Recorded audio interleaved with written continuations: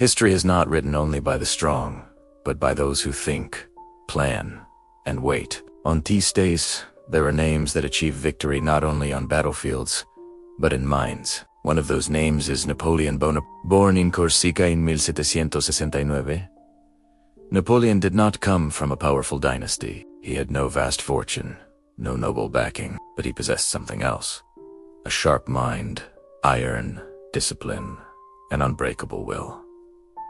At a young age, he entered military school. He excelled in mathematics.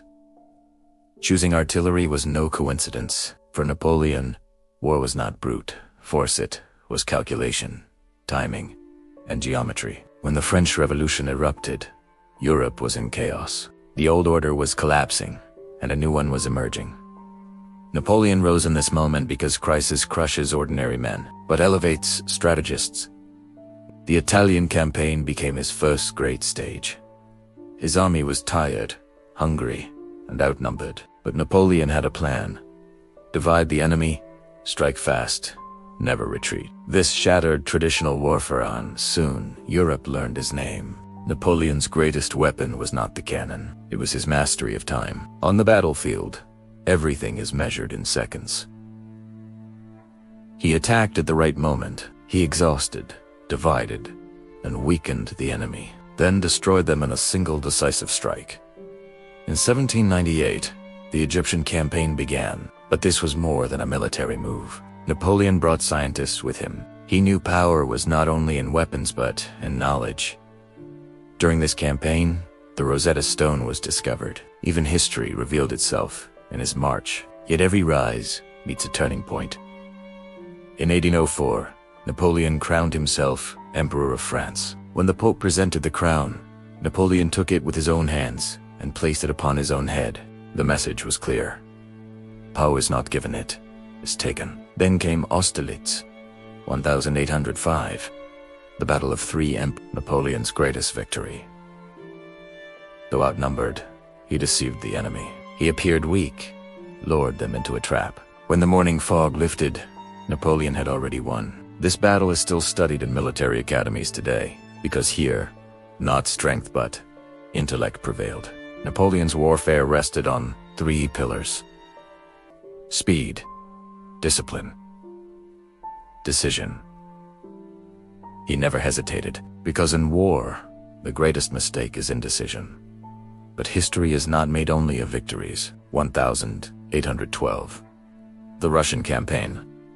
Napoleon's greatest mistake. His army was enormous. But nature is stronger than strategy. Winter, cold, hunger, and distance destroyed his forces. Napoleon did not lose to an army. He lost to time itself. This retreat marked the first deep fracture in his legend, 1815, Waterloo. The final act. Napoleon was still brilliant, still a strategist, but now he faced not just armies, but a united Europe. And sometimes even the greatest mind cannot stop the tide of fate. After Waterloo came exile, St. Helena, a lone man in the middle of the ocean. But here is the paradox. Napoleon lost his wars. Yet won history. Modern military strategy is still built upon his principles: rapid maneuver, concentration of force, morale management, logistical control. All bear Napoleon's legacy. He did not just win battles. He built systems. He was not only a commander, he was a thinker.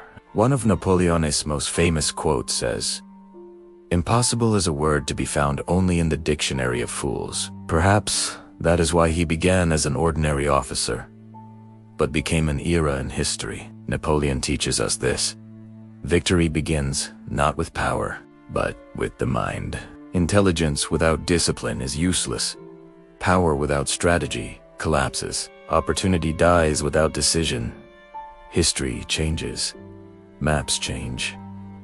Empires fall, but great minds remain beyond time. Napoleon Bonaparte, an emperor, a strategist, a mind, and above all, a man who created order from chaos. From a remote island to the throne of an empire, one man's ambition redrew the map of Europe and forever changed the course of history. But who was Napoleon Bonaparte really? Beyond the battlefield triumphs and the imperial crown lies a story of a relentless outsider, a brilliant innovator, and a flawed genius. Let's uncover the real Napoleon, from his humble beginnings to his lonely end.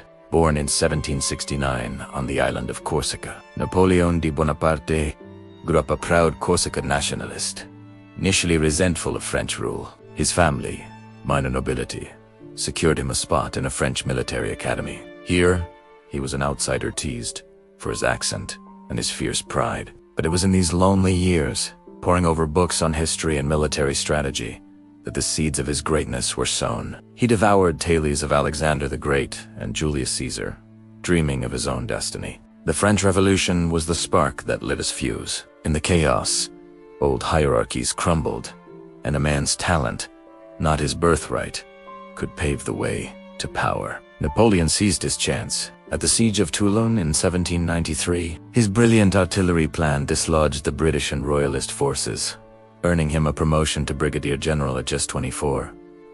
His star was rising, and it was rising fast. He wasn't just a soldier, he was a political survivor, masterfully navigating the treacherous currents of revolutionary Paris. His suppression of a Royalist uprising in 1795, with a whiff of grapeshot, made him a hero to the Directory, the fragile government he would one day overthrow. Napoleon's genius wasn't just in his ambition, it was on the battlefield. He revolutionized warfare. Before him, armies moved like slow, lumbering giants. Napoleon made his army a lightning bolt. He organized his forces into self-sufficient corps, capable of marching separately and converging on the enemy at the decisive moment. This corps system gave him unparalleled flexibility and speed. Look at the Battle of Marengo in 1800. Initially caught off guard and facing defeat against the Austrians, Napoleon refused to panic. He dispatched messengers to recall his detached corps under General Desaix, famously saying, "The battle is lost, but there is time to win another one." Desaix's dramatic return turned the tide, snatching a legendary victory from the jaws of defeat. Or consider his masterpiece, the Battle of Austerlitz in 1805. The Battle of the Three Emperors. Facing a larger Russo-Austrian army, Napoleon feigned weakness, luring them to attack his right flank. As the Allies stretched their lines to crush what they thought was a vulnerable point, Napoleon unleashed his main force on their deliberately weakened center, shattering their army in a single, devastating blow.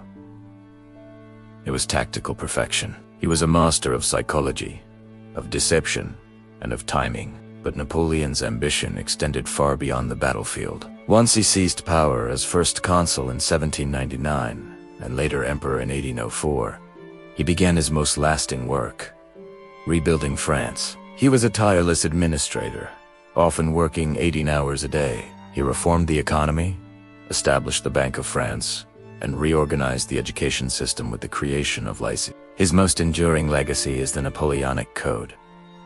Before it, French law was a chaotic mess of regional customs and feudal rules. Napoleon's code created a single, unified legal framework for all of France. It enshrined principles of legal equality, religious freedom, and property rights, while it did roll back some rights for women gained during the Revolution. Its core ideas were so powerful that they were adopted across Europe and continue to influence legal systems worldwide to this day. He brought order out of chaos, building the foundations of a modern state. Behind the public figure was a complex man. His relationship with Josephine de Beauharnais was a whirlwind of passion, ambition, and heartbreak. Elle adorait d'heir, but her inability to provide an heir led him to divorce her for political reasons, a decision that caused him great personal pain. He married the Austrian Archduchess, Marie-Louise, who gave him a son, securing his dynasty. Yet his letters reveal a man who craved affection and loyalty, often finding it only in his family and his trusted marshals,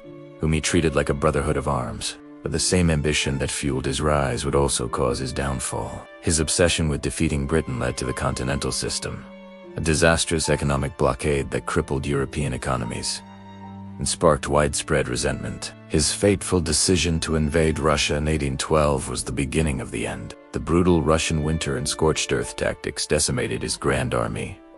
Of the 600,000 men who marched in, fewer than 100,000 staggered out. The wolves of Europe closed in. Defeated at the Battle of Leipzig, he was forced to abdicate in 1814 and exiled to the small island of Elba. But you can't cage an eagle for long. In a stunning comeback, he escaped, landed in France, and rallied the nation behind him for a period known as the 100 Days. His final gamble came at Waterloo in 1815. Was a close-run battle, but the timely arrival of the Prussian army sealed his fate. This time, his captors took no chances. He was exiled to St. Helena, a remote, windswept rock in the middle of the Atlantic. There, he spent his final 6 years, dictating his memoirs, crafting his own legend for posterity. He died in 1821, a prisoner thousands of miles from the empire he had built. So, what is Napoleon's legacy? Was he a tyrant who bled Europe dry in his quest for glory? Or a visionary who spread the ideals of the revolution and modernized a continent? The truth is, he was both. He was a dictator, but one who brought enlightened laws. He was a warmonger, but one who built institutions that have lasted for centuries. His life is a powerful, timeless story of how a single individual's will can shape the world, for better and for worse. Thanks for watching. If you're fascinated by the giants of history, be sure to like this video and subscribe for more deep dives into the lives that shaped our world. See you next time.